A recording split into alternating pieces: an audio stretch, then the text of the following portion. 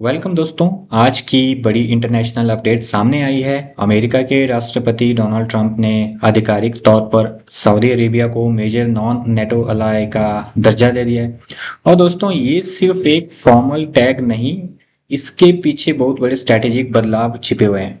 सबसे पहले simple words में समझ लेते हैं कि मेजर नॉन नेटो अलाय का मतलब क्या है। इसका इसका मतलब होता है कि अमेरिका किसी देश को अपनी सिक्योरिटी, डिफेंस, कॉपरेशन और मिलिट्री टेक्नोलॉजी एक्सेस में एक स्पेशल एडवांटेज देता है। यानी उस देश को ट्रस्टेड प्रायोरिटी पार्टनर की तरह कैटेगरी में रखा जाता है।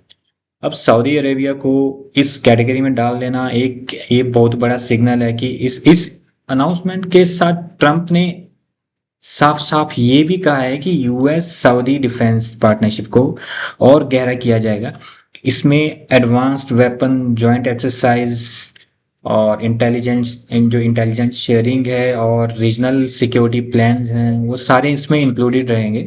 यहाँ तक कि क्राउन प्रिंस मोहम्मद बिन सलमान के अमेरिका विजिट के मतलब जो दौरान है, वो F-35 फाइटर जेट्स तक बेचने तक की बात सामने आई है। तो दोस्तों, दुनिया के मैप पर मिडल ईस्ट एक बहुत ही सेंसिटिव और स्ट्रेटेजिक रीजन है। और सऊदी अरेबिया उस रीजन का सबसे बड़ा पावर हाउस है। ऑयल इन्वेस्टमेंट, ग्लोबल मार्केट्स और रीजनल इन्फ्लुएंस की वजह से। अब सवाल ये है, इंडिया को इससे क्या फायदा है? तो सबसे पहला पॉइंट, मिडिल ईस्ट में स्टेबिलिटी इंडिया के लिए बहुत इंपॉर्टेंट है। हमारा ऑयल इंपोर्ट, हमारा डायस्पोरा जो वहाँ काम करता है और हमारे शिपिंग रूट्स सब सऊदी रीजन के स्टेबिलिटी पे डिपेंड करते हैं। अगर यूएस सऊदी टाइज स्ट्रांग होते हैं तो रीजन में सिक्योरिटी आर्किटेक्चर स्टेबल हो सकता है। और अगर टेंशन बढ़ता है तो ऑयल प्राइसेस, ट्रेड रूट्स और रीजनल कॉन्फ्लिक्ट्स का इम्पैक्ट इंडिया तक आता है, ऑब्वियसली, नो डाउट। तो दूसरा पॉइंट मैं ये बताने जा रहा हूँ कि सऊदी अरेबिया इंडिया का एक मेजर इकोनॉमिक पार्टनर भी है, जिसमें जैसे इन्वेस्टमेंट, एनर्जी डील्स और कंस्ट्रक्शन प्रोजेक्ट्स में सऊदी कंपनीज का बहुत बड़ा रोल रहता है। वैसे अगर सऊदी और यूएस एक साथ मिलकर डिफेंस और जियोपॉलिटिक्स में ज़्यादा एक्टिव हो जाते हैं तो इसका असर दूसरे रीजनल कंट्री पर पड़ेगा ही पड़ेगा, जैसे ईरान हो गया, कतर, टर्की। और इनडायरेक्टली इंडिया को अपने बैलेंसिंग रिलेशंस और स्मार्ट तरीके से मैनेज करने पड़ेंगे।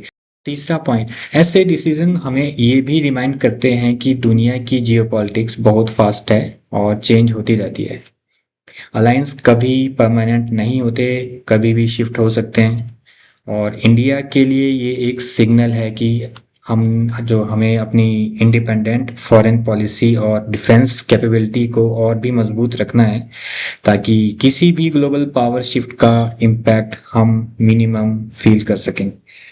अब ट्रंप के इस डिसीजन को लेकर पॉलिटिकल रिएक्शन भी आए हैं। ट्रंप ने इसे हिस्टोरिक अप्रूवल बोला है और कहा है कि यह वर्ल्ड पीस के लिए बड़ा कदम है। Saudi Arabia, UAE, Egypt, Qatar जैसे अरब पावर हाउस ने भी इस मूव को काफ़ी सपोर्ट किया है। ये शो करता है कि गल्फ रीजन में भी अलायंस शिफ्ट हो रहा है। दोस्तों, ये एक बहुत बड़ा जियोपॉलिटिकल मूव है। अगले कुछ महीनों में देखना होगा कि यूएस सऊदी डिफेंस डील्स कैसे शेप लेती हैं और मिडिल ईस्ट का सिक्योरिटी मैप कितना बदलेगा। हमारी तरफ से बस एक चीज़, इंडिया को अपने कोर इंटरेस्ट को ध्यान में रखकर हर अलायंस, हर डिसीजन को ऑब्जर्व करना होगा, क्योंकि ग्लोबल सिक्योरिटी के बिग डिसीजन का इफेक्ट इंडिया की economy, oil price, maritime security और इन्वेस्टमेंट तक पहुंचता ही है वैसे।